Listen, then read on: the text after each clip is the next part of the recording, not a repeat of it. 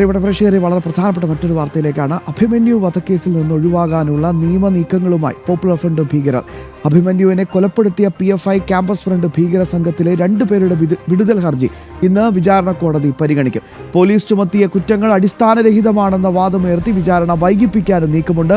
മിഥുൻ അയ്യപ്പൻ ചേർന്നുണ്ട് വിശദാംശങ്ങൾ നൽകാനായി. മിഥുൻ, വളരെ പ്രധാനപ്പെട്ട ഒരു പോയിന്റ്, ഈ വിഷയത്തിൽ സംഘടിതമായ ആസൂത്രിതമായൊരു നീക്കം നടക്കുന്നുണ്ട് എന്ന് തന്നെയാണ്. മാത്രമല്ല, പ്രതികൾക്ക് അനുകൂലമായ നിലപാട് പല ഘട്ടത്തിൽ പാർട്ടിയുടെ ഭാഗത്തു നിന്നും സംസ്ഥാന സർക്കാരിന്റെ ഭാഗത്തു നിന്നൊക്കെ ഉണ്ടാകി പോകുന്നു എന്നൊരു സംശയം ഉണ്ടാകുന്നുണ്ട്.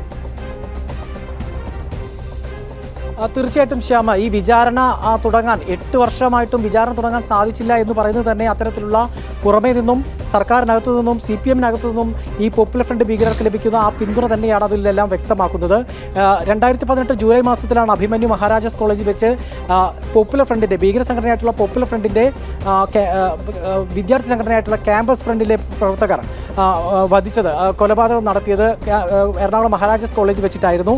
അതിൽ 16 പ്രതികൾക്കെതിരെയാണ് ഇപ്പോൾ കുറ്റപത്രം സമർപ്പിച്ചിരിക്കുന്നത്.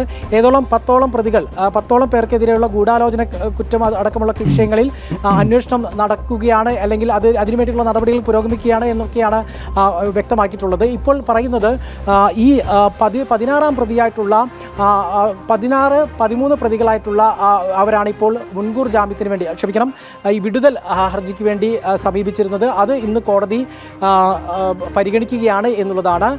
സനീഷ് സാവന്ത് എന്ന് പറയുന്ന ഈ 3 പേരാണ് ഇത്തരത്തിൽ വിടുതൽ ഹർജിക്ക് വേണ്ടി കോടതിയെ സമീപിച്ചിരുന്നത്.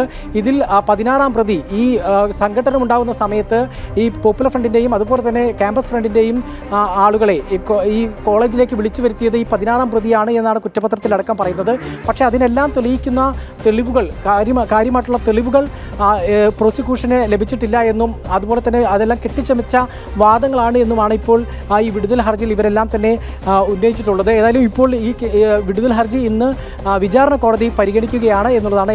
ഏത് തരത്തിലുള്ള നിലപാടുകൾ സ്വീകരിക്കുമെന്നും ഒപ്പം തന്നെ പ്രോസിക്യൂഷൻ ഇക്കാര്യത്തിൽ എന്ത് നിലപാടുകൾ സ്വീകരിക്കുമെന്നടക്കം കാത്തിരുന്നു കാണണം എന്നുള്ളത് തന്നെയാണ് നമുക്ക് ഈ ഘട്ടത്തിൽ നമുക്ക് പറയാൻ കഴിയുന്നത്. ശ്യാമൻ, യെസ്, എന്തായാലും വളരെ ഗുരുതരമായ സാഹചര്യം. പ്രിയപ്പെട്ട പ്രേക്ഷകർക്ക് ഓർമ്മയുണ്ടാകും, ക്യാമ്പസ് ഫ്രണ്ട് ഭീകര മഹാരാജാസ് കോളേജിലെ നല്ല മിടുക്കനായ SFIയെ സംബന്ധിച്ചിടത്തോളം, CPM-നെ സംബന്ധിച്ചിടത്തോളം ഒക്കെ അവരുടെ ഭാവിയിലേക്ക് അവർക്ക് വലിയ പ്രതീക്ഷ നൽകുന്ന ഒരു നേതാവായിരുന്നു അഭിമന്യു. ആ അഭിമന്യുവിൻ്റെ ഇടം നെഞ്ചിലാണ് കത്തിയിറക്കി പോപ്പുലർ ഫ്രണ്ട് ഭീകരർ കൊലപ്പെടുത്തിയത്. എന്നാൽ ഏറ്റവും സങ്കടകരമായ കാര്യം, അന്ന് ഭരിക്കുന്നത് പിണറായി വിജയൻ സർക്കാരാണ്. ഈ പ്രതികൾ കൊറോണ വന്ന് പേടിച്ചാണ് പോലീസിന് മുമ്പാകെ കീഴടങ്ങുന്നത്. അതിനുശേഷവും ഒരുപാട് സഹായങ്ങൾ സർക്കാർ സംവിധാനങ്ങളിൽ നിന്ന് ഈ പോപ്പുലർ ഫ്രണ്ട് ഭീകരർക്ക് ലഭിച്ചു എന്നത് തീർച്ചയായും CPM പ്രവർത്തകർ, CPM-ൻ്റെ അണികൾ ഒന്ന് ഇരുത്തി ആലോചിക്കേണ്ടതായിരുന്നു. ഇതൊക്കെ ചെയ്തത് ശരിയായിരുന്നു എന്ന്.